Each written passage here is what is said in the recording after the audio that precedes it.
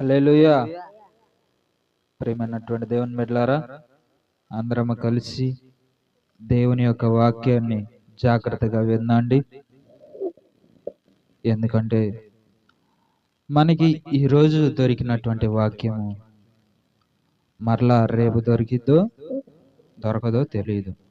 కాబట్టి మరి దేవుని యొక్క వాక్యాన్ని శ్రద్ధతో విని ఆయన యొక్క వాక్యాన్ని మన యొక్క హృదయాల్లో జాగ్రత్తగా భద్రం చేసుకుందండి. దేవుని స్తోత్రం.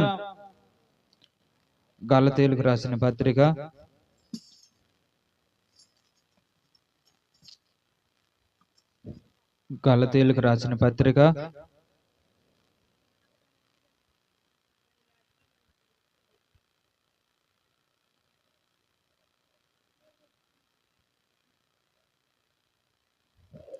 3వ అధ్యాయం 7వ వచనం నుంచి మనం అందరం కూడా చదువుకుందాండి. చదవగలిగిన వాళ్ళు చదివి సహాయం చేయండి. కాబట్టి విశ్వాస సంబంధులే అబ్రహాము కుమారులని మీరు తెలుసుకొనుడి. దేవుని స్తోత్రం. ప్రార్థన చేసుకుందండి. మహాపరిశుద్ధుడా, ప్రేమ కలిగిన దేవా, నీ ఘనమైనటువంటి పాదములకు మా హృదయపూర్వక వందనాలు చెల్లించుకున్నాను తండ్రి. అయా, మరి ఒకసారి జ్ఞాపకం చేసుకుని ప్రభా, ఇప్పుడు నా తండ్రి నీ జీవ గ్రంథంలో ఉన్నటువంటి వాక్య భాగాన్ని మేమందరం కూడా ధ్యానించి ఉన్నాం కనుక నా తండ్రి, ఆ వాక్యాన్ని వివరించడానికి నాలో మీరుండి, నా నోటికి మీరు బోర్లాగా ఉండి, నా యందు మీరుండి ఈ వాక్యాన్ని వివరించడం సహాయం చేయండి ప్రభు. అయా, మరి నీ ప్రజలకు నేను మంచిగా అర్థమయ్యే విధంగా మంచిగా వివరించి చెప్పుటకు సహాయం చేయమని త్వరలో రానున్నటువంటి మాన ప్రభు అన్నటువంటి యేసుక్రీస్తు అతి పరిశుద్ధమైన నామంలో బ్రతిమలాడి వేడుకుంటున్నాం మా ప్రియ పరమ తండ్రి. ఆమేన్. దేవుని స్తోత్రం. దేవుని స్తోత్రం. అందరం కలిసి దేవుని స్తోత్రం. మరోసారి చదువుకుందండి.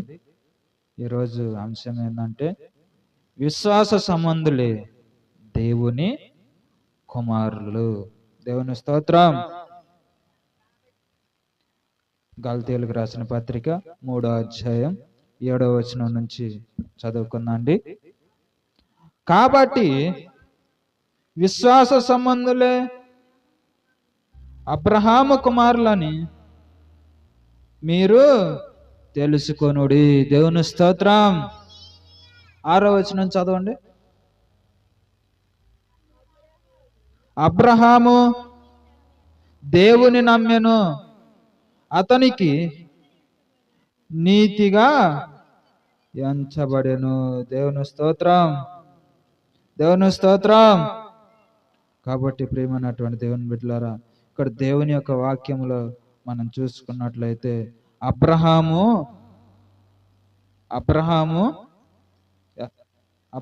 ఎలా ఉన్నాడంట? అబ్రహాము దేవుని దృష్టిలో ఎలా ఉన్నాడు? విశ్వాస సంబంధుడిగా ఉన్నాడు. ఆయన దేవుణ్ణి నమ్మాడు. ఎవరు? అబ్రహాము దేవుణ్ణి నమ్మాడు, అతనికి నీతిగా ఎంచబడెను అంటూ ఉన్నాడు. దేవుని స్తోత్రం. అది ఎవరిని నమ్మాడు ఇప్పుడు?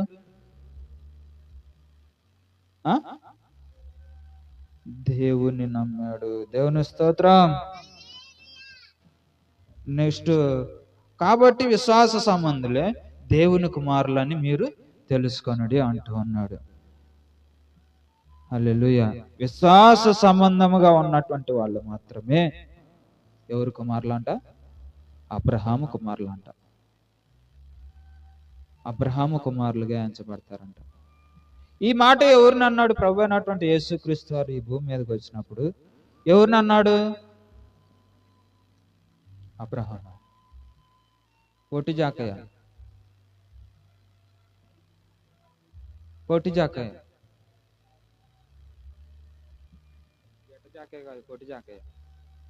పొట్టి జాకయ్య. ఎక్కడ? యోహాను సువార్త, లోకా సువార్త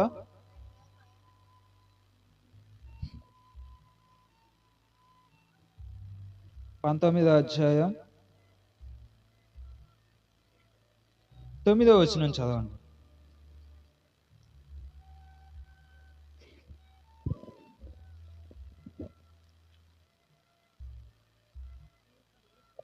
అందుకు యేసు, ఇతడును అబ్రహాము కుమారుడే, ఎందుకనగా నేడు ఈ ఇంటికి రక్షణ వచ్చి ఉన్నది. దేవుని స్తోత్రం. జక్క ఇంటికి రక్షణ రావాలంటే ఎట్టొచ్చింది? ఆయన ఇంటికి రక్షణ రావాలంటే ఎట్టొచ్చింది? ఆయన ఏం చేశాడు? జక్క ఏం చేశాడు? 8వ వచనం చదవండి ఒకసారి. జక్కయ్య నిలవబడి, ఇదిగో ప్రభువా, నా ఆస్తిలో సగము పేదలకు ఇచ్చుచున్నాను. నేను ఎవని వద్దనైనను అన్యాయముగా దేనినైనను తీసుకొని నా ఎడల అతనికి 4 వంతులు కలిపి నేను మరలా అతనికి చెల్లిస్తానని చెప్పేసి ప్రభువుతో చెప్పాడు. దేవుని స్తోత్రం. ఇదేంటది?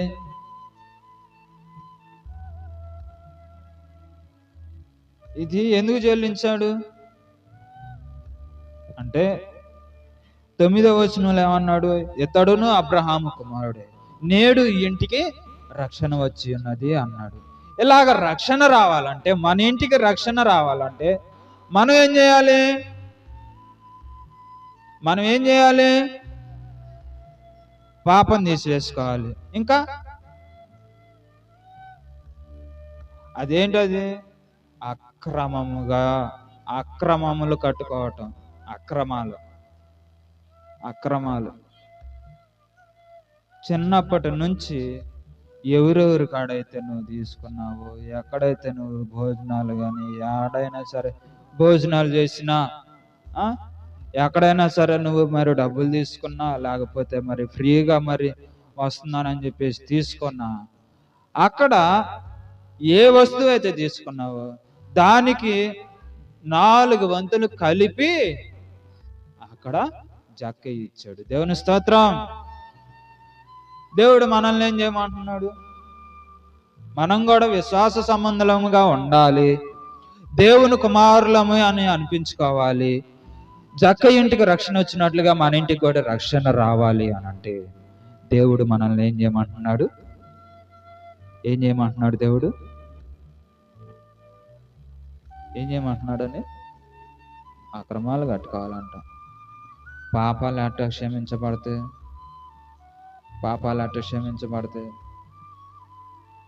మన ఇంట్లో మనం కూర్చొని అయ్యా ప్రభువా, తండ్రి తండ్రి తండ్రి నాయన క్షమించాయా అని అంటే రావు.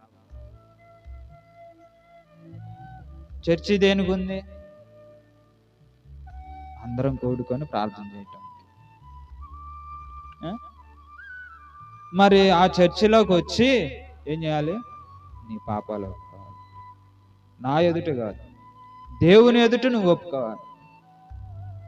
దేవుని ఎదుట నువ్వు పాపములు, దోషములు, అతిక్రమ క్రియలు ఏమైతే మరి తెలిసి చేసావో తెలియక చేసావో ఇవన్నీ కూడా దేవుని వద్ద ఒప్పుకోవాలి.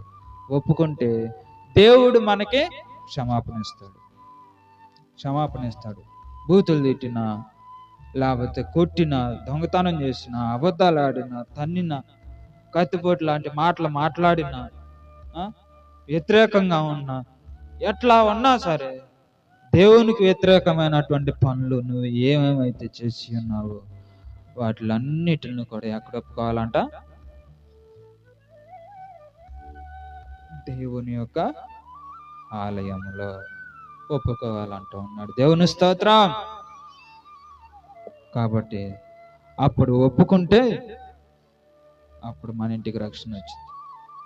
లేకుంటే మనం ఎంతసేపు ప్రభా నేను వారం చచ్చిపోతున్నాను అయ్యా, వారం చచ్చిపోతున్నా, పోయి కానికే చదువుతున్నాను అయ్యా, దేవుడా నాకు నీ రాజ్యం ఇయ్యా అని అంటే, చేసి మొత్తం మూటలో కట్టుకొని దేవుడా నీ రాజ్యం ఇయ్యా అని అంటే ఎట్టెత్తాడు? ఎత్తాడా? మరి ఎందుకు ఈడు అన్నావు? ఎందుకు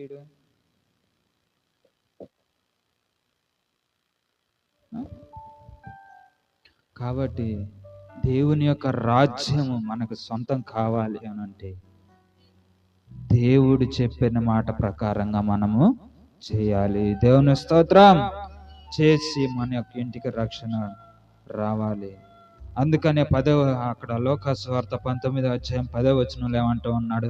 నశించిన దానిని వెతికి రక్షించుటకు మనుష్య కుమారుడు వచ్చెనని అతనితో చెప్పాను. దేవుని స్తోత్రం. ఎందుకు ఈ మాట చెప్పాడు? మనం అందరం కూడా బాప్టిజం తీసుకున్నాంగా,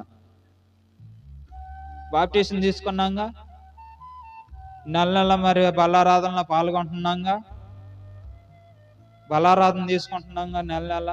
ఇంకేముంది? పాపాలు పోతున్నాయి, దోషాలు పోతున్నాయి, ఇంకేంది?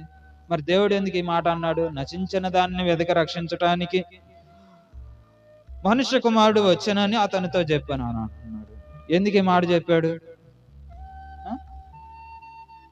అంటే, బాప్టిజం తీసుకున్నా, నెల బలారాధన తీసుకున్నా, మన యొక్క హృదయం ఎట్టుందంట? దేవుని దృష్టిలో మన హృదయం ఎట్టుంది? నశించిపోయినటువంటి జీవితం లాగా, నశించిపోయినటువంటి హృదయం లాగా. అందుకని దేవుడు ఈ మాట చెప్పి ఉన్నాడు. దేవుని స్తోత్రం. యోహాను సువార్త 8:39. యోహాను సువార్త 8:39.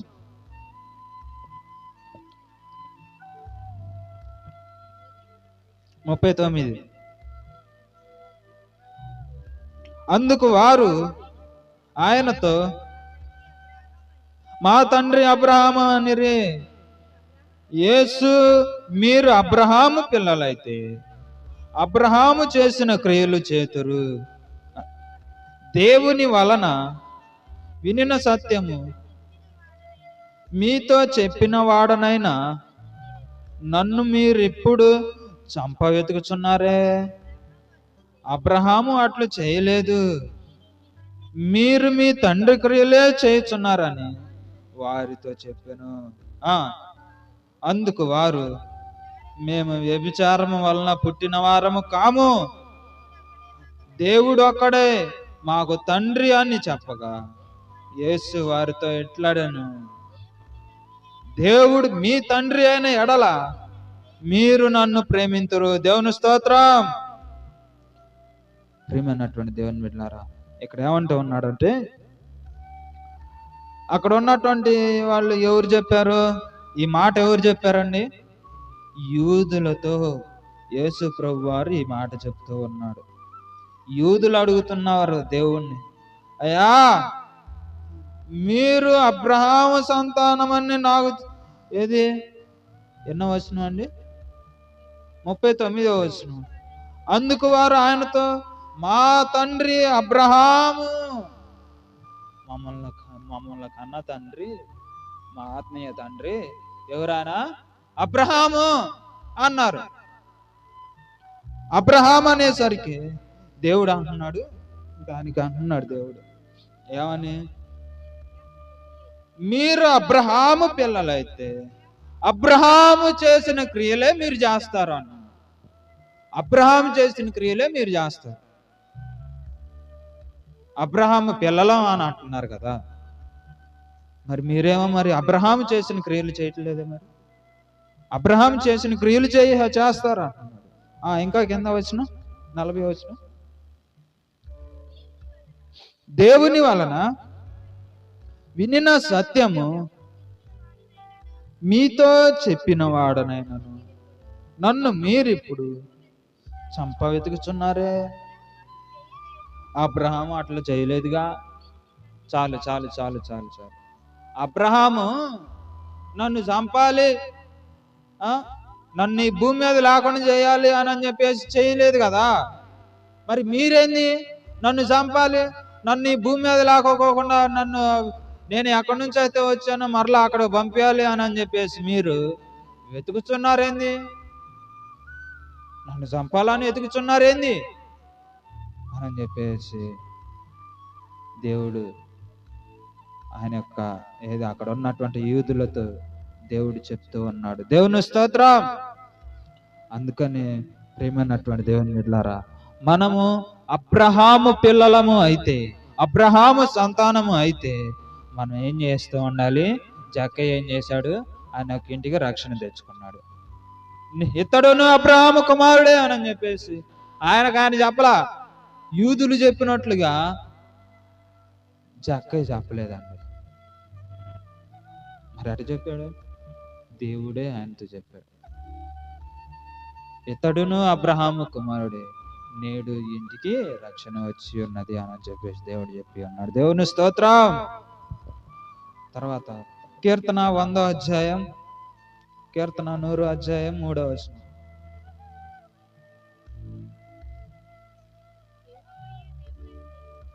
యెహోవాయే దేవుడని తెలుసుకొనుడి, ఆయనే మనలను పుట్టించెను. దేవుని స్తోత్రం. ఎవరు పుట్టించారు? దేవుడే మనల్ని పుట్టించాడు. దేవుడే మనల్ని పుట్టించాడు. మనం ఆయన ప్రజలం, ఆయన మేపే గొర్రెలు. మనం ఆయన ప్రజలం, ఆయన మేపే గొర్రెలేము. దేవుని స్తోత్రం. ఇప్పుడు ఎవరు పిల్లలం? మనం దేవుని పిల్లలం. అంటే మరి అబ్రహాము ఎవరి కుమారుడు?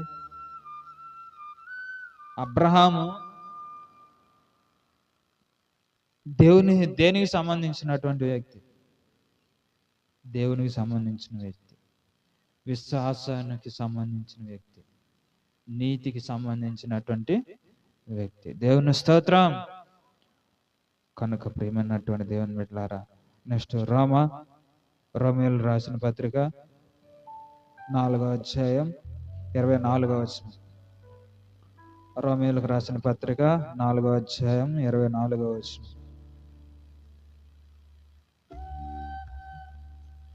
4వ అధ్యాయం 24వ వచనం,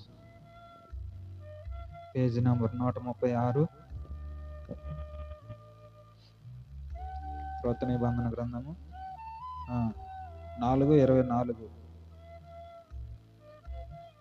మన ప్రభువైన యేసును మృతులలో నుండి లేపిన వాని యందు విశ్వాసముంచిన మనకు ఎంచబడునని మన నిమిత్తము కూడా రాయబడెను.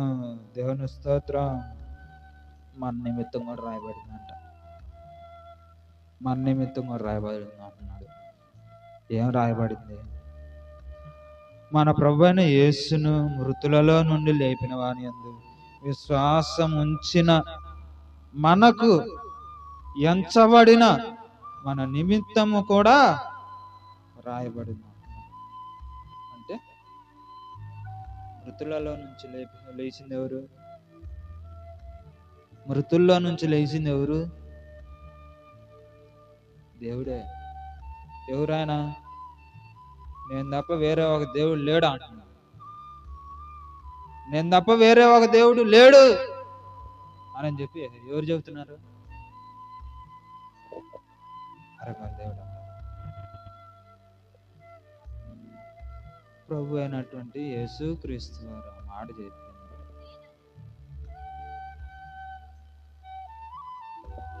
దేవుని స్తోత్రం. కాబట్టి మరలా 9వ అధ్యాయం 7వ వచనం, రోమా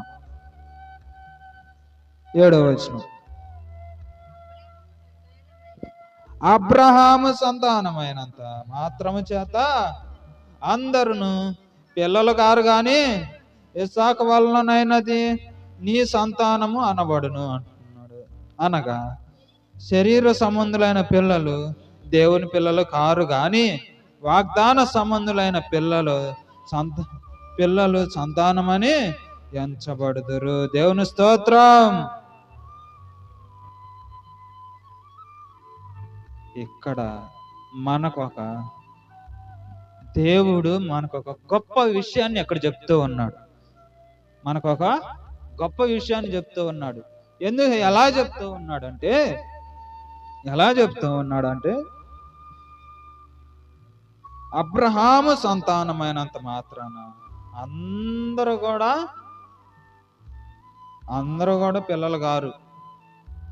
అబ్రహాం పిల్లలు గారు కానీ ఇస్సాకు వలన నీ సంతానము అనబడును అంటూ ఉన్నాడు. ఇస్సాకు వలననైనది నీ సంతానం అనబడుతుంది. అంటే శరీర సంబంధులైనటువంటి పిల్లలు, శరీర సంబంధులైనటువంటి సంతానం, వాళ్ళు దేవుని సంతానమా? మరి ఎవరు? మరి దేవుని సంతానం ఎవరు? దేవుని పిల్లలు ఎవరు? ఎవరండి? మనం దేవుని పిల్లలమా దెయ్యం పిల్లలమా? ఎట్టా? దేవుని పిల్లలమా అపవాది పిల్లలమా?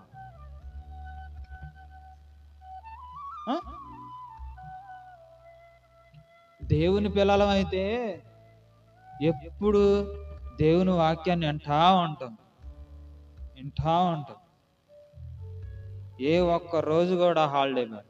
ప్రతిరోజు వస్తాం, ప్రతిరోజు వచ్చి వాక్యాన్ని నేర్చుకుంటాం, పాటలు నేర్చుకుంటాం, ప్రార్థన నేర్చుకుంటాం. అల్లరి చెయ్యము, అల్లరి చేయకోకుండా డిసిప్లిన్గా ఉండి వాక్యాన్ని వింటాము. మరి ఇప్పుడు దేవుని పిల్లమా దెయ్యం పిల్లమా చెప్పండి? మీకు మీరే చెప్పండి. దేవుని పిల్లలు ఒకసారి గుండె మీద చేసుకొని చెప్పుకోండి. దేవుని స్తోత్రం. నిజాలు ఒప్పుకున్నారండి.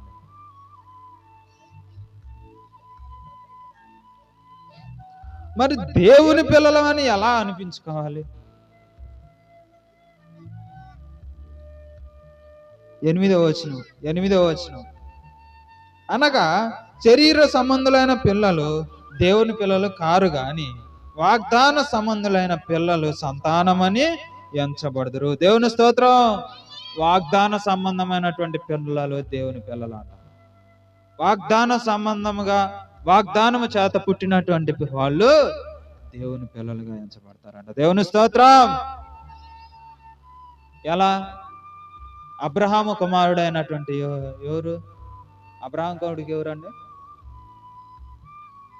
ఇస్సాకు. ఆ ఇస్సాకు ఎట్ట పుట్టాడు? దేవుని యొక్క వాగ్దానం ద్వారానా, లేకపోతే మరి యవన కాలంలోనే పుట్టాడా? వాగ్దానం ద్వారాగా. ఏ సమయంలో? ముసలి వయసులో. ఎన్ని సంవత్సరాల క్రితం? అబ్రహాంకి 99 సంవత్సరాలు. అబ్రహాంకి ఒకటేముందిలే 100 సంవత్సరాలు. 100 సంవత్సరాల సమయంలో దేవుడు అప్పుడు వాగ్దానం చేశాడు. దేవుడు వాగ్దానం చేసి, అయ్యా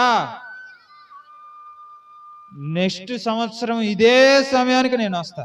నేను వచ్చేసరికి మీ యొక్క ఇంట్లో ఒక కుమారుడు పుడతాడు.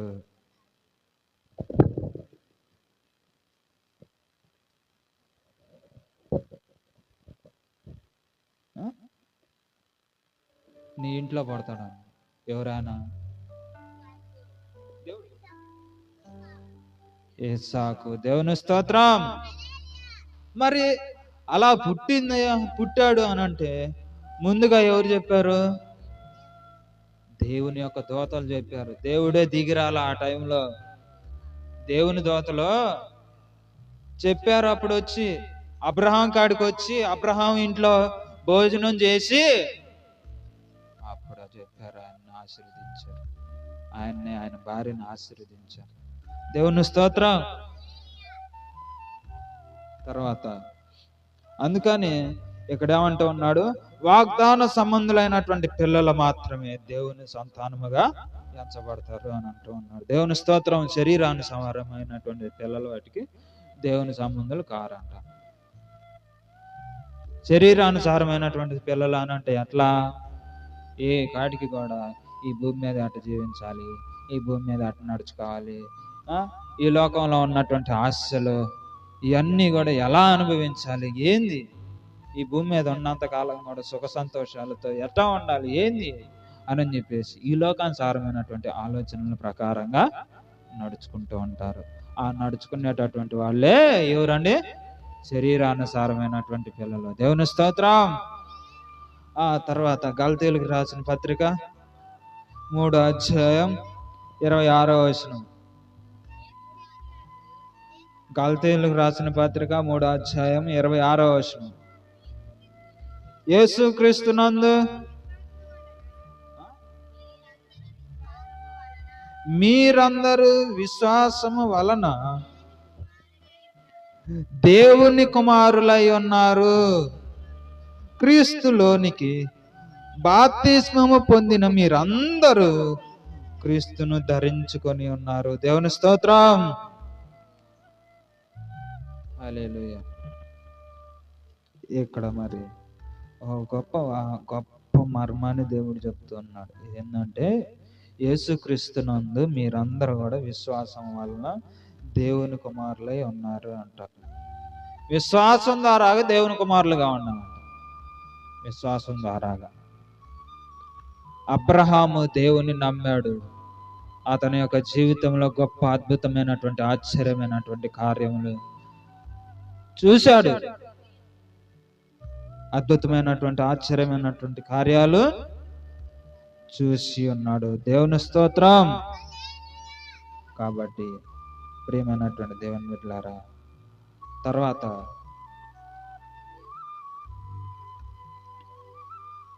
3వ అధ్యాయం 9వ వచనం.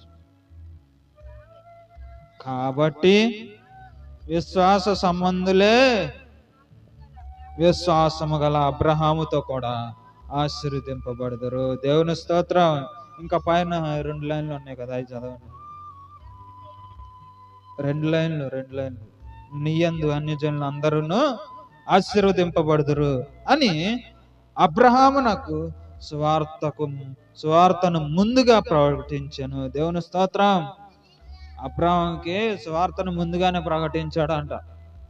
సువార్తను ముందుగానే ప్రకటించాడంట అబ్రహాముకి. ఎవరు?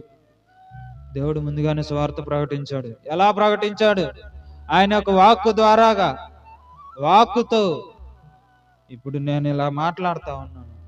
ఆయన ఒక అరణ్యంలోనికి వెళ్ళి ఆయన పని ఆయన చేసుకుంటూ ఉన్నాడు. అబ్రహాం ఏం చేసేవాడు? బొమ్మలు చేసి, విగ్రహములు చేసి అమ్మేవాడు. విగ్రహాలు చేసి అమ్మేవాడు. ఆయన ఫస్ట్లో దేవుణ్ణి నమ్మలేదు. దేవుణ్ణి నమ్మల. కాకపోతే దేవుడు ఎవరు? ఇన్ని బొమ్మలు ఉన్నాయి, ఎంతమంది దేవుళ్ళు ఉన్నారు, ఏళ్ళల్లో నిజమైన దేవుడు ఎవరు అని తెలుసుకుందామని పట్టుదల కలిగి ఉన్నటువంటి ఆ సమయంలో ప్రభు అయినటువంటి యేసుక్రీస్తు వారు దర్శించి ఉన్నాడు. దేవుని స్తోత్రం. దర్శించి ఆయనతో మాట్లాడాడు.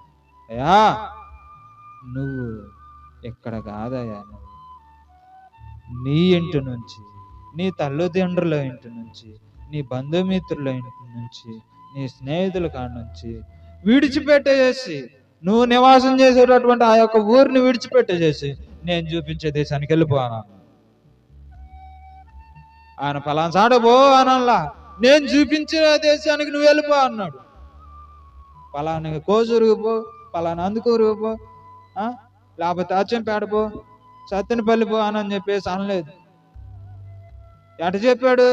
నేను చూపించే దేశానికి నువ్వు వెళ్ళు అన్నాడు. ఊరి పేరు చెప్పలా, దేశం పేరు కూడా చెప్పలా. ఇంకప్పుడు ఆయన ఎటని పోవాలి? ఆయన ఏం చేశాడు మరి? వెళ్ళాడా వెళ్ళలేదా? ఎడిపడిపోయాడు. దేవుడు చెప్పింది దేశం అన్నారు. ఏ దేశం?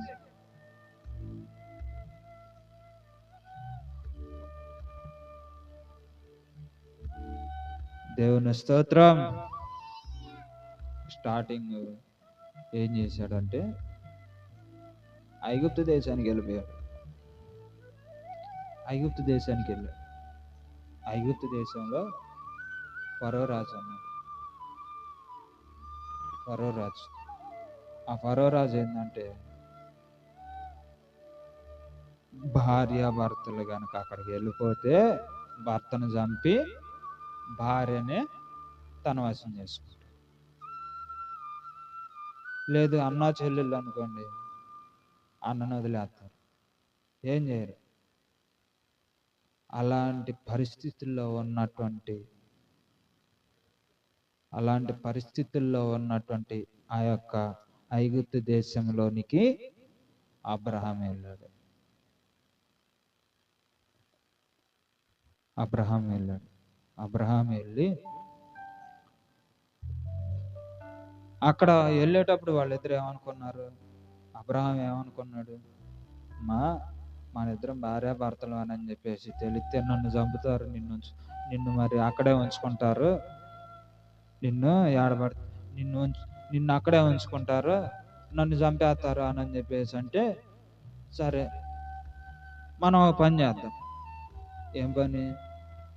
మన ఇద్దరం అన్నా చెల్లెలు, భార్యాభర్తలేమో. అక్కడ ఏం మారింది? అన్నా చెల్లెలు. అలాగే వెళ్ళారు ఐగుప్తు దేశానికి. వెళ్ళి సారానేమో బహు సౌందర్యవతి, బాగా అందమైనటువంటి ఆమెని ఫరో రాజు తీసుకొని వెళ్ళిపోయి ఇక ఆమెను అందంగా రెడీ చేసి, ఆయన ఎవరు అని అంటే, ఆయన మా అన్నయ్య అనేసరికి నిజం చెప్పానంటే మా అన్నయ్య సరేనని చెప్పేసి సైలెంట్గా ఉంది. మరి ఆమెతో ఉండాలి అని చెప్పేసి ఆ రోజు నైట్ మరి ఉండాలి అని చెప్పేసి రెడీ అవుతూ ఉంటుంటే దేవుని యొక్క దోత ఏం చేసింది? ఫరోని ఒక్క గుద్దింది. ఫరో రాజుని, ఐగుప్తు దేశపు రాజునే ఒక గుద్దు. దేవుని యొక్క దోత ఏంది? నేను ఏర్పాటు చేసుకున్నటువంటి నా యొక్క దాసురాలు కాడికి వెళ్దామని చెప్పేసి నువ్వు ప్లానింగ్ తీసుకున్నావు ఏంది? ఇదిగో భర్త అడుగు అబ్రహాం అని అనేసరికి ఎమ్మటిని అబ్రహాంని పిలిపించారు. ఏంది అబ్రహాం, ఎందుకు ఎట్ట మోసం చేసావు? తాగితే మరి దేవుని దోత నన్ను చంపేసేదిగా అని చెప్పేసి అప్పుడు భయం వచ్చేసింది. దేవుని స్తోత్రం. అప్పుడు భయం వచ్చేసేసి విడిచిపెట్టేసి ఆయనకి ఏమేమి ఇచ్చాడు? గొప్ప ధనమును, ఐశ్వర్యాన్ని, గొప్ప పేరుని, దాసులను దేవుడు అక్కడ ఆశీర్వదించాడు. ఐగుప్తు దేశంలోనే దేవుడు అతను ఆశీర్వదించాడు. ఊహించనటువంటి విధముగా దేవుడు అతన్ని ధనవంతునిగా చేశాడు. పెద్ద ఆస్తిగా కలిగినటువంటి అతనిగా చేశాడు. దేవుని స్తోత్రం. అందుకనే ఆయన ఎవరి మీద విశ్వాసం పెట్టుకున్నాడు? అబ్రహాము దేవుని మీద విశ్వాసం పెట్టుకున్నాడు. ఎలాగైనా సరే దేవుడే చూసుకుంటాడు, దేవుడే నా జీవితంలో గొప్ప కార్యాలు చేస్తాడు అని చెప్పేసి దేవుని మీద విశ్వాసం కలిగి ఉన్నాడు. అందుకనే జక్కయ్య కూడా ఏం చేశాడు? దేవుణ్ణి చూడాలి. దేవుడు ఎట్లుంటాడు ఏంది అని ఎంత ఎత్తు ఉంటాడు?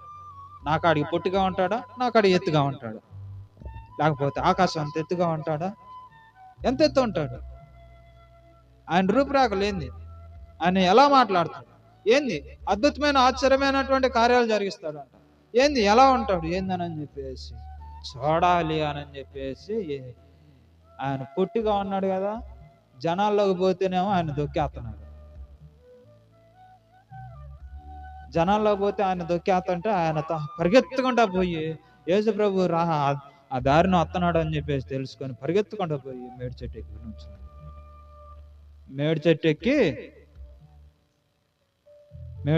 కూర్చున్నాడు. ఎక్కి కూర్చొని చూస్తా ఉన్నాడు. ఆ టయానికి యేసుప్రభు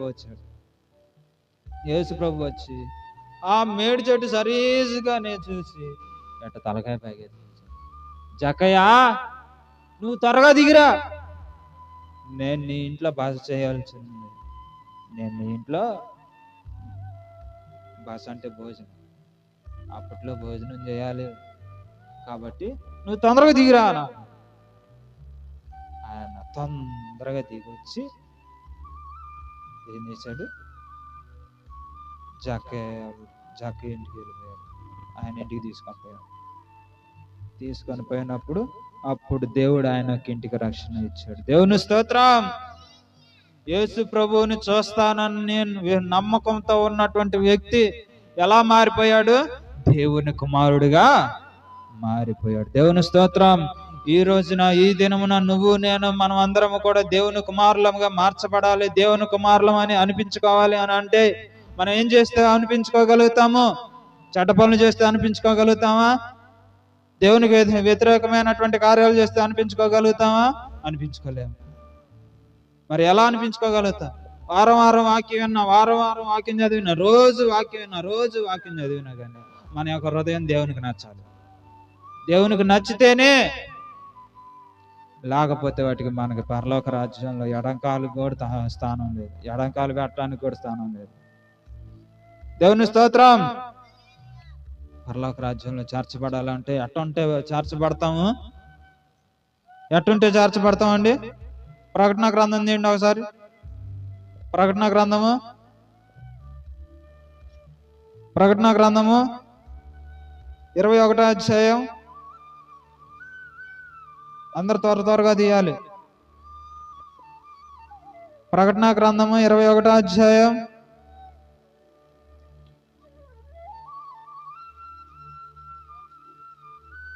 26వ వచనం. బైబిల్లోనే లాస్ట్ గ్రంథం అది, ప్రకటన. జనములు తమ మహిమను ఘనతను దానిలోనికి తీసుకొని వచ్చేదరు. గొర్రెపిల్ల యొక్క జీవ గ్రంథమందు రాయబడిన వారే దానిలో ప్రవేశించరు గాని నిషిద్ధమైనది ఏదైనాను అసహ్యమైన దానిని అబద్ధమైన దాన్ని జరిగించువాడైనను దానిలోనికి ప్రవేశింపడు. దేవుని స్తోత్రం. పరలోక రాజ్యంలో చేరాలంటే ఇదిగో లాస్ట్ లో చెప్పాడు. ఏంటి? నిషిద్ధముగా అసహ్యమైనది కానిగా అబద్ధమైన దానిని జరిగించేవాడైనను దానిలో ప్రవేశింపడు అంటున్నాడు. ఇవన్నీ చేస్తే ప్రవేశిస్తామా? ఇవన్నీ చేద్దాం. అబద్ధం ఆడదాం, నరహత్య చేద్దాం, దొంగతనాలు చేద్దాం, బూతులు మాట్లాడదాం, అల్లరి ఆటలు ఆడదాం, అల్లరి పాటలు పాడదాం, డాన్సులు ఆడదాం, అన్నీ చేద్దాం. చేసి దేవుడా నేను భూమి మీద నిన్ను ఆరాధించానయ్యా, నీ పాటలు పాడాను, నీ వాక్యాన్ని చదివాను, నీ వాక్యాన్ని విన్నాను, నేను మరి ప్రార్థన జరుగుతుంటే ప్రార్థనకు వచ్చి కూర్చున్నాను, ఏందయ్యా నాకు పరలోక రాజ్యంలో స్థానం లేదా అని అంటే దేవుడు మరి ఎత్తాడా? అట్టుంటే ఎత్తాడు. ఎలా ఉంటే పరలోక రాజ్యంలో మనకి స్థానాన్ని ఇస్తాడు. నువ్వు అవి లోన్ పెట్టేసే వాక్యం చదివేటప్పుడు ఏం చేయండి? ఇప్పుడే చదువుతున్నావు పక్క నుంచి.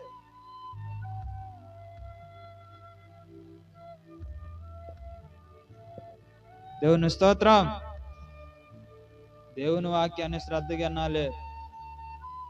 చిన్నపిల్లలైనా సరే మనలో ఉన్నటువంటి ఆత్మ దేవుని యొక్క ఆత్మ, ఆ ఆత్మకి దేవుని యొక్క వాక్యాన్ని అందించకపోతే మనమే దానికి సమాధానం చెప్పాల్సి వచ్చింది. ఎక్కడ? తీర్పు దినంలో సమాధానం చెప్పాలి. అయ్యా ఒకవైపు వాక్యం జరుగుతుంటే ఒకవైపు నేను ఆడుకుంటున్నాను అయ్యా అని అంటే దేవుడు అప్పుడు ఏం చేస్తాడు? పరలోక రాజ్యంలో చేరాడు. మండుచున్న అగ్నికొండంలో ఇసిరేస్తాడు. అక్కడ మీ అమ్మ రాదు, మీ నాన్న రాడు, మీ అక్క రాదు, మీ చెల్లి రాదు, మీ తమ్ముడు రాడు, నీ ఫ్రెండ్స్ రారు, ఎవ్వరు రారు. నువ్వు ఒక్కదానివే. ఓయో అమ్మో.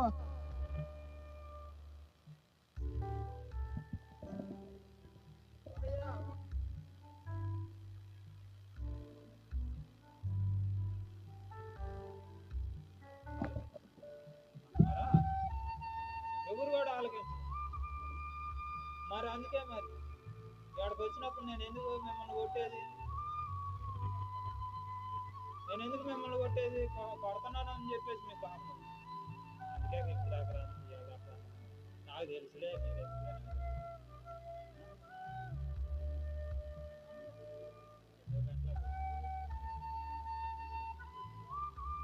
కొడుతున్నావు అని చెప్పేసి రాకపోతే అంటాను.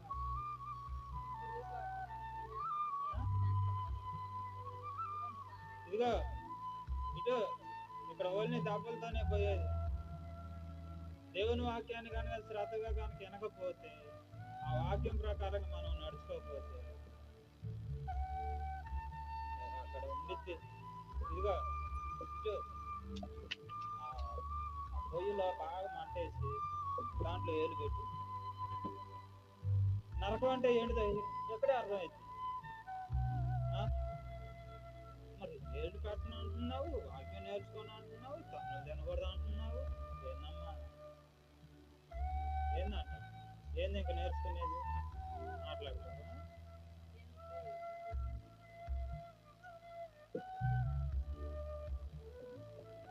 ఎందుకు పడుతుంది మిమ్మల్ని? వాక్యం నేర్చుకోండి అమ్మా, పాటలు నేర్చుకోండి అమ్మా, పాటలు నేర్చుకోండి, అల్లరి చేయమంటుంది. మిమ్మల్ని కొడుతున్నా, కొట్టే హక్కు నాకు ఉంది. ఎందుకంటే వాక్యం నేర్చుకోకపోతే రేపొద్దు నన్ను ఏమంటారు? వాక్యం నేర్చుకోలేదు, నీకు వాక్యం నేర్పించలేదు అని ఎవరిని అంటారు?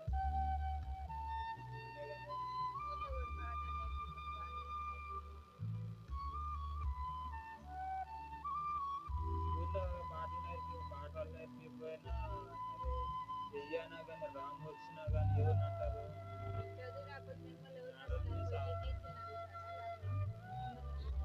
మరి మీకు నేను నేర్పించలేదు అనుకోండి, మీ తల్లిదండ్రులు వచ్చి ఎవరిని అడుగుతారు?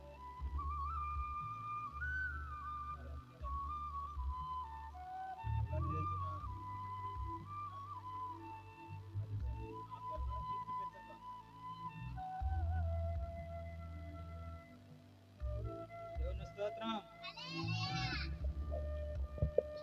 కనుక గొర్రె పిల్ల యొక్క జీవ గ్రంథం ముందు మన పేరు రాసి ఉండాలి. రాసి ఉంటేనే పరలోక రాజ్యంలో చేర్చబడతాం. కానీ లేకపోతే వాటికి పరలోక రాజ్యంలో మన యొక్క ఎడంకాలు కాదు, మన యొక్క గోట్లో ఉన్నటువంటి మట్టి కూడా పరలోక రాజ్యంలో చేర్చబడటానికి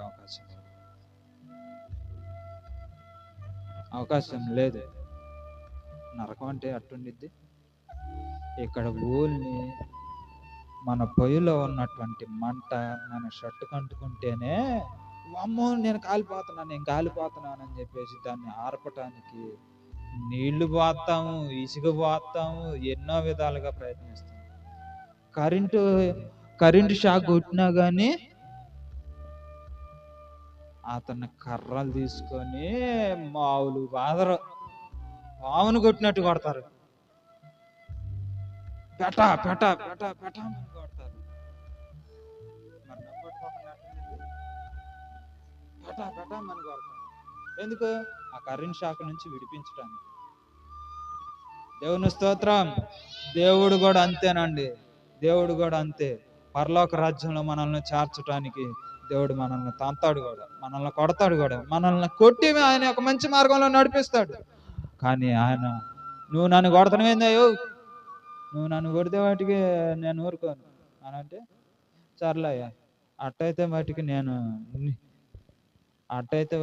నీ గురించి నేను పట్టించుకోను, ఏమీ లేదు, పోయా. అదిగోయా నీ రాజ్యం, అదిగో ఎర్రగా ఉంది, ఎర్రగా మండుతా ఉంది, అదిగో నీ రాజ్యం, పోయా. నేను కొడితే నువ్వు సహించలేవు, నేను తంతే నువ్వు సహించలేవు. ఒకరోజు ఆహారం లేకపోయినా కానీ ఇంకేందయ్యా. నీతి నిమిత్తం ఆకలి దప్పులు గలవారు ధన్యులు, పరలోక రాజ్యం వారిదే అని చెప్పి నేను వాక్యంలో ఎన్నిసార్లు చెప్పానయ్యా. చెప్పినా కానీ ఆ యొక్క వాక్యం నీ హృదయంలోనికి చొరబడలేదా? నీ హృదయంలో ఆ వాక్యానికి అవకాశం ఇవ్వలేదా? మరి ఇంకెంటాయా? నా వాక్యానికే నీ హృదయంలో అవకాశం ఇచ్చినప్పుడు నా రాజ్యంలో నీకెట్ట స్థానం ఇస్తా? దేవుని స్తోత్రం. మన తల్లిదండ్రులు కాదండి, ఒక దెబ్బ కొడితే వాళ్ళు చెప్పిన మాట వినకపోయినా, తిట్టినా, లేకపోతే ఇంట్లో నుంచి వెళ్ళిపోయినా, రెండు రోజులు 3 రోజులు బయట ఉన్నాం అనుకోండి, తల్లిదండ్రులు వచ్చి ఏం చేస్తారు? అమ్మో నా కొడుకు నా కూతురు పోయింది, తీసుకొని రావాలని చెప్పేసి వెళ్ళి తీసుకొని వస్తారు. ప్రేమ కలిగి దేవుడు కూడా అట్లానే ప్రేమ కలిగి తీసుకొని రావాలని చెప్పేసి ట్రై చేస్తాడు. కానీ అదే విధంగా నువ్వు మరలా మరలా మరలా మరలా అదే తప్పు అదే పొరపాటు చేసావు అనుకో, ఇంకా దేవుడు వదిలేస్తాడు, కంపల్సరీగా వదిలేస్తే మన జీవితం దేనికి పని రాదు, పరలోక రాజ్యంలో మనకు అవకాశం ఉండదు. దేవుని స్తోత్రం. అందుకనే శరీర కార్యాలు స్పష్టంగా ఉన్నాయి. శరీర కార్యాలు తెలిసిన వాళ్ళు చేతులు ఎత్తండి. బైబిల్లో శరీర కార్యాలు ఉన్నాయి, ఆత్మ ఫలాలు ఉన్నాయి, శరీర కార్యాలు ఉన్నాయి. అవి తెలిసిన వాళ్ళు చేతులు ఎత్తండి. ఆత్మ ఫలాలు కూడా తెలీదా? ఆత్మ ఫలాలు మనం డైలీ సర్వీస్లో చెప్తూ ఉన్నాం కదా, వాటి పైనే ఉండిద్ది. శరీర కార్యాలు కూడా దానిపైనే ఉండిద్ది. ఒకసారి చదువుతామండి. గలతీ రాసిన పత్రిక 5వ అధ్యాయం 16వ వచనం నుంచి ఒకసారి ఓర్పుతో దేవుని యొక్క వాక్యాన్ని మనం అందరం కూడా స్పష్టంగా అర్థం చేసుకుందాం. ప్రతి ఒక్క మాటనే స్పష్టంగా అర్థం చేసుకుందాం, అపార్థం వాటికి చేసుకోవద్దు. ఎందుకంటే దేవుని యొక్క బైబిల్ గ్రంథము మన యొక్క జీవితాన్ని మార్చేటటువంటి జీవిత నిఘంటు. కాబట్టి ప్రతి ఒక్క మాట కూడా మన యొక్క జీవితాన్ని మార్చేటటువంటి మాట మాత్రమే. ఆ యొక్క మాటనే మనం జాగ్రత్తగా విని మన యొక్క జీవితాన్ని మార్చుకున్నాను. దేవుని స్తోత్రం. చదవండి. నేను చెప్పినదేమనగా ఆత్మానుసారముగా నడుచుకొనుడి, అప్పుడు మీరు శరీరేచ్ఛను నెరవేర్చరు. శరీరము ఆత్మకును, ఆత్మ శరీరమునకును విరోధముగా ఆపేక్షించును. దేవుని స్తోత్రం. ఇక్కడ ఒక మాట, ఆత్మ శరీరానికిని, శరీరం ఆత్మకనే ఎట్టుందంట? రెండు కలిసే ఉన్నాయా? రెండు ఒకే మాట మీద పోతున్నాయా? పోవట్లా. రెండు ఒకే మాట మీద పోవట్లేదు. శరీరం ఒక మాట చెప్తే ఆత్మ ఏమో మంచి మాట చెప్తుంది, మరి శరీరం ఏమో పిచ్చి మాట చెప్తే ఆత్మ మంచి మాట చెప్తుంది. అందుకనే శరీరం ఆత్మకును, ఆత్మ శరీరానికి విరోధముగా ఉండేయంట.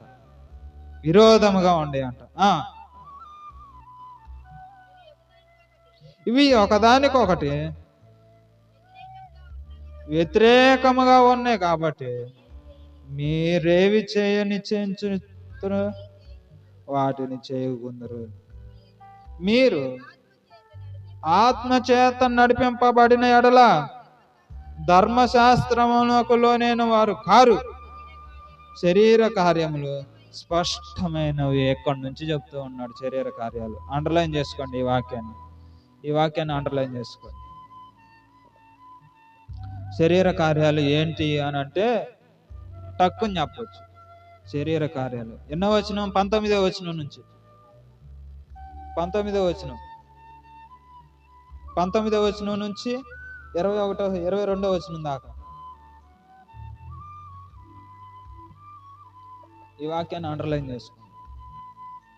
శరీరం ఆత్మకనే, ఆత్మ శరీరమునకును ఉండయి అని అంటే 17వ వచనం 18వ వచనం 17, 18 వచనాలు.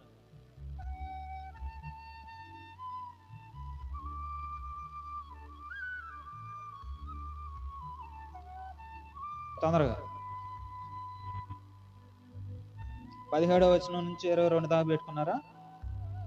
17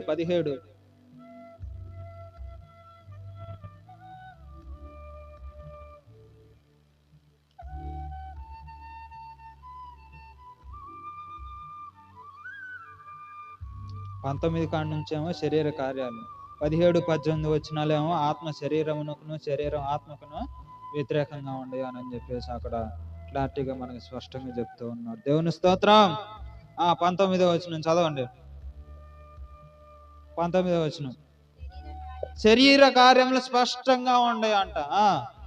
అవేవనగా జారత్వము. ఎన్నో లెక్క పెట్టండి అక్కలు, ఎన్నో లెక్క పెట్టండి.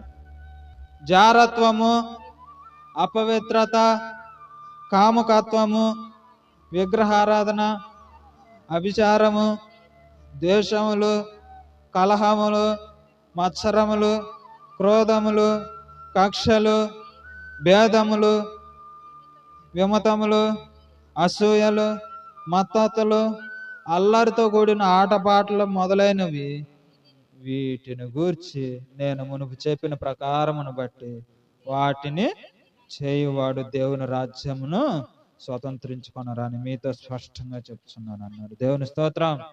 ఎన్ని? దేవుని స్తోత్రం. ఎన్నుండే ఆత్మానుసారమైన ఎన్నుండే ప్రేమ, సంతోషం, సమాధానం, దీర్ఘశాంతం, దయాళుత్వం, మంచితనం, విశ్వాసము, సాత్వికము, ఆశ నిగ్రహం. ఎన్నుండే? 9. 9 ఉన్నాయి. 9 ఉన్నాయి. ఆత్మానుసారమైనటువంటివి, ఆత్మానుసారమైనవేమో 9 ఉన్నాయి. శరీరానుసారమైనవి 20 ఉన్నాయి. మరి ఎక్కువ ఉండయి?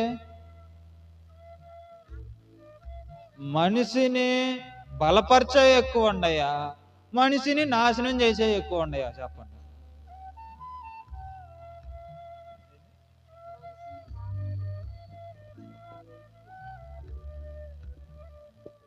దేవుని స్తోత్రం.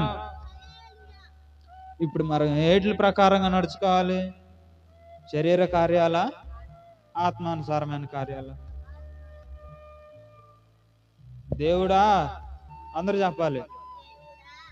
నేను ఇప్పటి నుంచి ఆత్మానుసారముగా నడుచుకుంటానయ్యా, శరీరానుసారమైన కార్యములు వదిలేసి నీ చిత్త ప్రకారముగా నడుచుకుంటాను తండ్రి.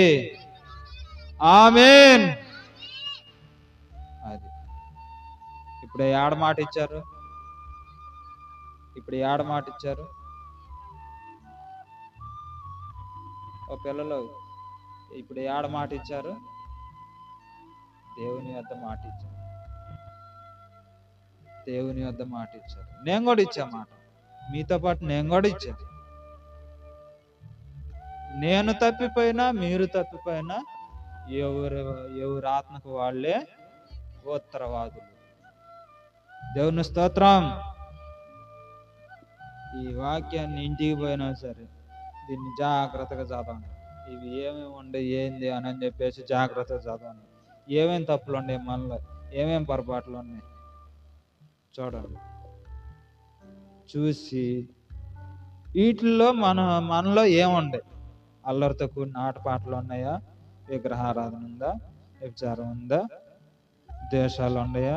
కలహాలు అంటే ఏంటి? ఎక్కడ మాట అక్కడ దేశపోయి, అక్కడ మాట ఎక్కడ చెప్పి, ఏంటిది అది? గొడవలు పెట్టడం. దాన్ని కలహాలు అంటారు. దేవుని స్తోత్రం. డబ్బులు. దేవుని స్తోత్రం. నెక్స్ట్ ప్రకటన గ్రంథంలో ఏమన్నాడు? అక్కడ ఏం చెప్పాడు? ఇందాకలు చదివాం కదా, 21వ అధ్యాయం 26వ వచనంలో.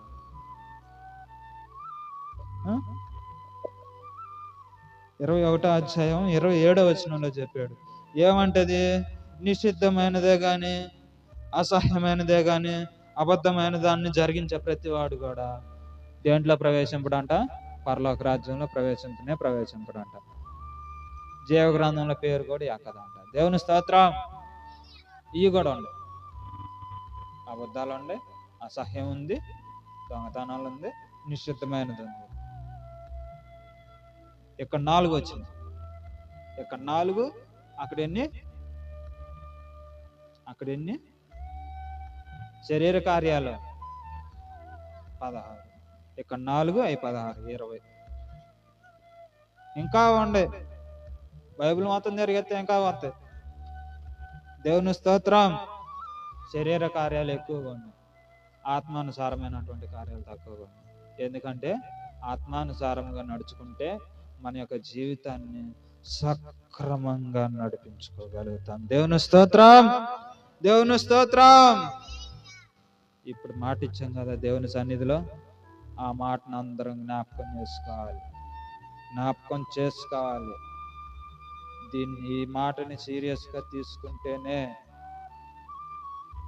ఊరకనే మాట ఇచ్చాము, ఎక్కడి నుంచి వెళ్ళిపోయినాగా అన్నయ్య ఏం చెప్పాలన్నా?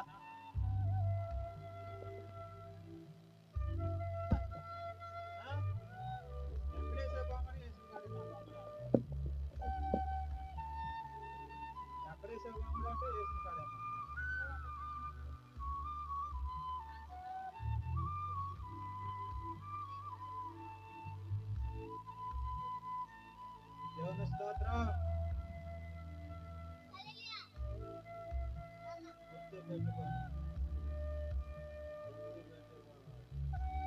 ఈ పిల్లవాటికి ఎంతసేపు గుర్తుపెట్టుకున్నాను? కాసేపు ఏం చెప్పామా?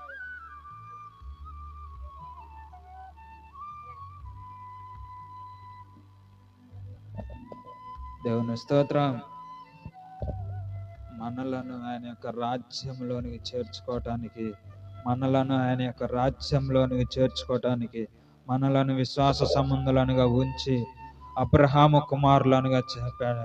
అబ్రహాము కుమారులముగా అని అనిపించుకోవటానికి దేవుడు మన కోసము తన యొక్క సిలువలో ఏం చేశాడు?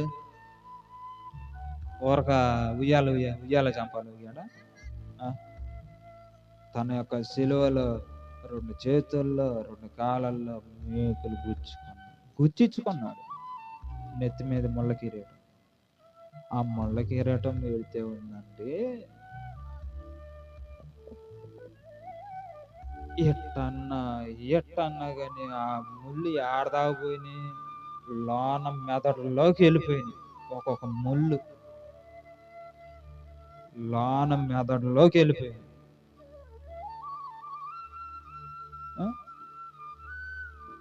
మనకి కొంచెం ముళ్ళు అట్ట ఇరిగితేనే గుచ్చుకుంటేనే నొప్పి పుట్టి అమ్మో అయ్యో ఇది సెప్టిక్ అయిద్దామా అని చెప్పేసి పోయి ఇండిషన్ పొడిపించుకొచ్చుకుంటాం. కానీ దేవుడు ఇండిషన్ పొడిపించుకున్నాడండి? ఏం చేయించుకున్నాడు? ఇండిషన్ పొడిపించుకున్నాడా? టాబ్లెట్లు వేయించుకున్నాడా? ఏం చేశాడు? లేకపోతే ఆయుర్వేదం మందులు ఆడాడా? వాళ్ళేదిగా. ఆ దేవుడు చేసినటువంటి త్యాగానికి మనం ఏమీ చెల్లించాలి. దేవుని స్తోత్రం. అందుకనే ప్రేమ, సంతోషము, సమాధానము, దీర్ఘశాంతము. అందరు చెప్పండి, అందరు చెప్పాలి. ఆత్మఫలాలు ఏమనగా ప్రేమ, నాతో పాటు చెప్పండి, ప్రేమ, సంతోషము, సమాధానము, దీర్ఘశాంతము, దయాళుత్వము, ఆశ నిగ్రహము. దేవుని స్తోత్రం. ఇట్టి వాటికి ఇప్పుడే చెప్తున్నా, నాతో పాటు చెప్పాలని, ఇట్టి వాటికి విరోధమైన నియమమేది లేదు. దేవుని స్తోత్రం, దేవుని స్తోత్రం. అది ఆత్మానుసారమైనటువంటి ఫలాలు కూడా మనం చెప్పాం. దేవుని స్తోత్రం.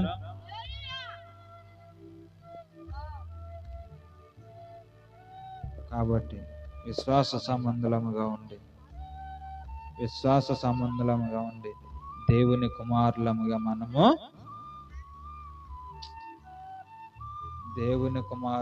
మనము మార్చబడాలి. దేవుని స్తోత్రం. నువ్వు ముందుకురా నువ్వు.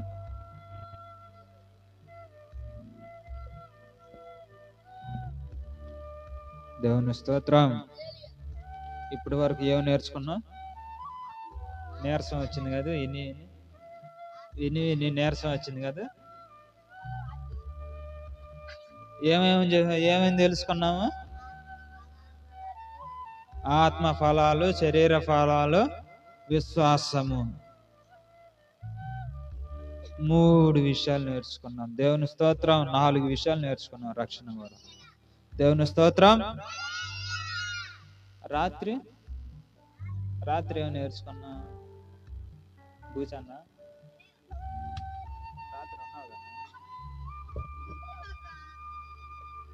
రాత్రి భూసన్న ఒక్కడే వచ్చాడు. హవ్వ, ఆదాము ఈ భూమి సృష్టింపబడటం ఎలాగా? ఈ భూమి సృష్టింపబడటం ఎలాగా? భూమి చుట్టూరు ఏముంది? భూమి ఆకాశం పైన ఏముంది? భూమి ఆకాశం కింద ఏముంది? భూమి ఎలాగ వేలాడబడుతుంది అని చెప్పేసి రాత్రి దాని గురించి డిస్కస్ చేశాం.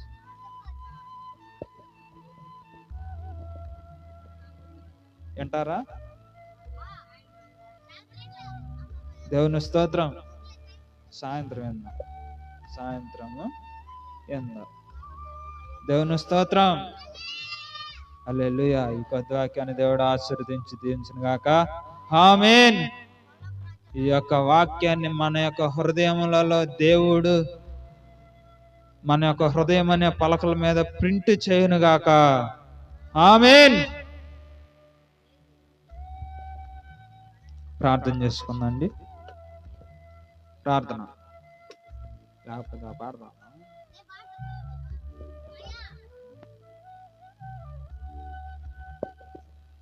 అందరం లేచి నుంచున్నట్లయితే స్తుతి పాట ఒకటి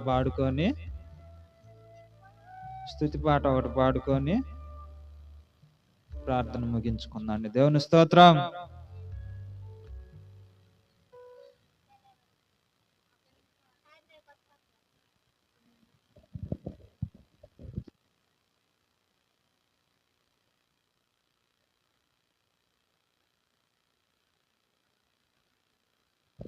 దేవుని స్తోత్రం.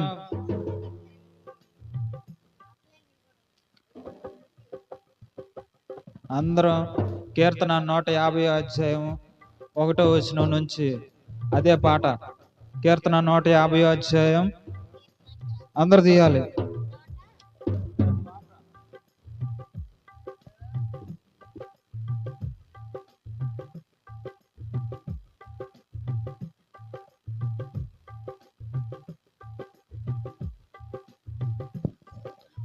దేవుని స్తుతించుడి, ఎల్లప్పుడు దేవుని స్తుతించుడి.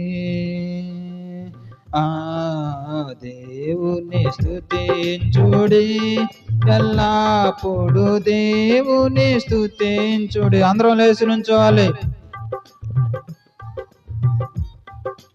ఆలయమందు ఆయన పరిశుద్ధాలయమందు ఆయన సన్నిధిలో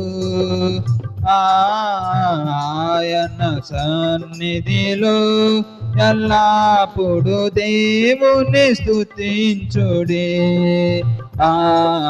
దేవుని స్తుతించుడి, ఎల్లప్పుడు దేవుని స్తుతించుడి. అందరూ చప్పట్లు కొడుతూ దేవుని నామాన్ని మహిమపరచండి. ఆయన బలమును ప్రసిద్ధి చేయు, ఆయన బలమును ప్రసిద్ధి చేయు ఆకాశ విశాలమందు, ఆకాశ విశాలమందు ఎల్లప్పుడు దేవుని స్తుతించుడి. దేవుని స్తుతించుడి, ఎల్లప్పుడు దేవుని స్తుతించుడి. ఆయన పరాక్రమ కార్యమును బట్టి, ఆయన పరాక్రమ కార్యమును బట్టి ఆయన ప్రభావమును, ఆయన ప్రభావమును ఎల్లప్పుడు దేవుని దేవుని స్తుతించుడి, ఎల్లప్పుడు దేవుని స్తుతించుడి. దేవుని స్తుతించుడి, ఎల్లప్పుడు దేవుని స్తుతించుడి. భూరాధ్వనితో ఆయనను స్తుతించుడి, భూరాధ్వనితో ఆయనను స్తుతించుడి. స్వరమండలములతో, స్వరమండలములతో ఎల్లప్పుడు దేవుని స్తుతించుడి. దేవుని స్తుతించుడి, ఎల్లప్పుడు దేవుని స్తుతించుడి.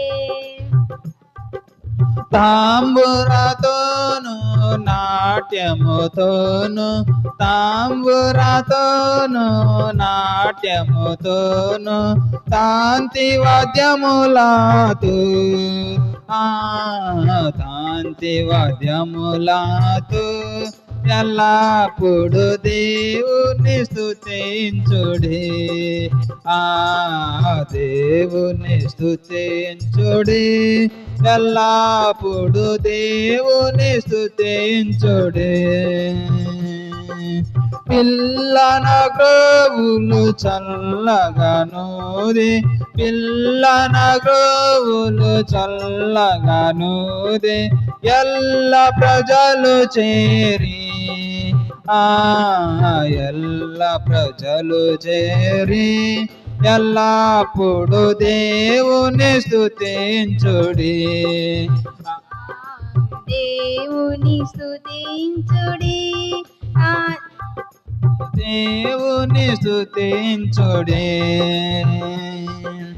సకల ప్రాణులు యెహోవాను స్తుతించుడి, సకల ప్రాణులు యెహోవాను స్తుతించుడి. హల్లెలూయా ఆమేన్. హల్లెలూయా ఆమేన్. అప్పుడు దేవుని స్తుతించుడి, హల్లెలూయా దేవుని స్తుతించుడి, ఎల్లప్పుడు దేవుని స్తుతించుడి.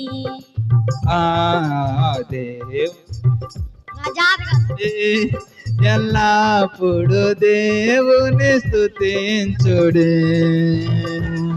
దేవుని స్తోత్రం, దేవుని స్తోత్రం, దేవుని స్తోత్రం. మనకు జీవాన్ని ఇచ్చిన దేవునికి, మనలను మంచి మార్గంలో నడిపిస్తున్న దేవునికి, మనకు జీవమునిచ్చి ఆయన యొక్క రెక్కల కింద కాచి కాపాడుతున్న దేవునికి, ఈ రోజు ప్రార్థనలో మనల్ని అందరిని కూడా నడిపించినందుకు దేవునికి, ఆయన యొక్క రాజ్యంలో చేర్చే వారసులనుగా మనల్ని మారుస్తున్న దేవునికి, అందరికీ అందరం కలిసి దేవునికి జై. బోలో యేసు మహారాజుకి, బోలో క్రీస్తు మహారాజుకి. దేవుని స్తోత్రం. ప్రార్థన చేసుకుందండి, ప్రార్థన చేసుకుందండి. అందరం ఎక్కడోళ్ళు అక్కడ కూర్చొని కళ్ళు మూసుకొని ప్రార్థన చేసుకున్నట్లయితే ప్రార్థన. మహాపరిశుద్ధుడా, అందరం సైలెంట్గా ఉండి ప్రార్థనలో ఏకీభవించాలి. ప్రార్థన. మహాపరిశుద్ధుడా, ప్రేమ కలిగిన దేవా, నీ ఘనమైనటువంటి పాదములకు మా హృదయపూర్వకంగా వందనాలు చెల్లించుకున్నాం ప్రభువా. అయ్యా, మరి ఇప్పటి వరకు నా తండ్రి ప్రార్థన ఎందు, పాటలు ఎందు, వాక్యం ఎందు, చివరి ప్రార్థన ఎందు కూడా, చివరి పాటలు ఎందు కూడా నాయన మీరే తోడుగా ఉండి నీ రెక్కల కింద కాచి కాపాడినందుకు నీకే స్తుతులు స్తోత్రాలు వందనాలు చెల్లించుకున్నాం ప్రభా. అయ్యా ప్రభు, ఒకసారి జ్ఞాపకం చేసుకొని ప్రభా, సాయం చేయండి ప్రభా, ఆదరించి నీ కృపని ఆత్మని ఇచ్చాను ప్రభా. అయ్యా, మరి ఇప్పటి వరకు నా తండ్రి నీ యొక్క వాక్యాన్ని విని ఉన్నా, ఆ యొక్క వాక్యం ద్వారాగా నా తండ్రి మీరు మాతో మాట్లాడి ఉన్నారని చెప్పేసి మేమందరం కూడా నమ్ముతూ ఉన్నాం తండ్రి. అయ్యా, నీ యొక్క విశ్వాసము ద్వారాగా, అయ్యా మరి నీ యొక్క రక్షణ ద్వారాగా మమ్మల్ని రక్షించండి, మా యొక్క ఇంటిని రక్షించండి, మా యొక్క ఇంటికి రక్షణ కలగజేయండి నా తండ్రి. అందరం కలిసి ప్రార్థన చేద్దాం. తండ్రి, మా యొక్క ఇంటికి రక్షణ కలగజేయండి, మా యొక్క ఇంటికి రక్షణ కలగజేయండి తండ్రి. అయ్యా ఎస్ అయ్యా తండ్రి, జ్ఞాపకం చేసుకోండి, సహాయం చేయండి ప్రభువ, ఆదరించండి నాయన. నీ కృపను నీ ఆత్మ దయచేయండి తండ్రి. అయ్యా, నీ యొక్క మంచి మార్గంలో నడిపించండి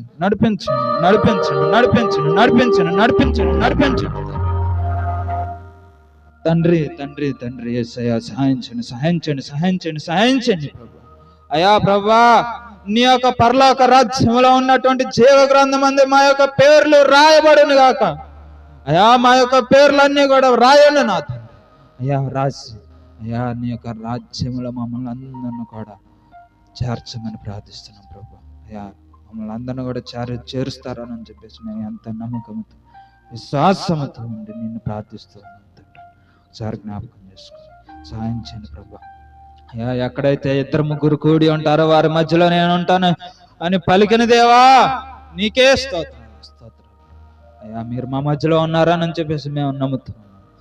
మా జీవితానికి ఒక గొప్ప కార్యములను జరిగించండి, ఒక గొప్ప కార్యాన్ని జరిగించి నీ యొక్క మంచి మార్గంలో నడిపించడం సాయం చేయండి. ఇప్పటి వరకు విన్నటువంటి వాక్య భాగాన్ని మా యొక్క హృదయం అనే పలకల మీద ప్రింట్ చేసుకొని నీ యొక్క వాక్య ప్రకారంగా మేము అందరం కూడా అనుసరించి నడుచుకుంటూ సహాయం చేయండి. మా ప్రభు అయినటువంటి యేసుక్రీస్తు పరిశుద్ధమైన నామములో బ్రతిమలాడి అడిగి వేడుకుంటున్నాం మా ప్రియ పరమ తండ్రి, ఆమేన్. పరలోకమందున మా తండ్రి, అందరం కలిసి వచ్చిన వాళ్ళందరూ కూడా పరలోక ప్రార్థనలో ఏకీభవించాలి. పరలోకమందున మా తండ్రి, నీ నామం పరిశుద్ధపరచబడును గాక, నీ రాజ్యం వచ్చును గాక, నీ చిత్తం పరలోకమందు నెరవేరినట్లుగా భూమి అందును నెరవేర్చబడును గాక. నేడు అందనం ఆహారం మాకు దినదినము దయచేయము తండ్రి. మా ఎడల అపరాధాలు క్షమించిన ప్రకారం మా అపరాధములను క్షమించండి. మమ్మలను సాతాను బారి నుంచి విడిపించండి. ఎందుకనగా రాజ్యము, బలము, శక్తి, మహిమ, ఘనత, ప్రభావములు యుగయుగములు తరతరములు నీవై ఉన్నావు తండ్రి, ఆమేన్. యేసు రక్తమే జయం, శిలువ రక్తమే జయం. అపవాది క్రియలు అనంత నాశనమే పోను గాక. ప్రభు యేసు రక్తం సంపూర్ణ విజయమును, స్వస్థనము, సంపూర్ణమైనటువంటి ఆరోగ్యం అనుగ్రహించబడును గాక, ఆమేన్. తండ్రి, కుమార, పరిశుద్ధాత్మ ఇక్కడ కూడున్నటువంటి మాకందరకును, నీ సకల పరిశుద్ధులకును, నీ సకల నీతిమంతులకును, మమ్మల్ని నడిపించే నాయకునికి, మా కుటుంబములకును, ఈ మైకు ద్వారా ఉన్నటువంటి వాళ్ళకును, వాళ్ళ యొక్క కుటుంబములకును ఎల్లప్పుడూ తోడుగా నేడుగా ముందుండి సదాకాలము నడిపించబడును గాక, ఆమేన్, ఆమేన్, ఆమేన్. దేవుని స్తోత్రం.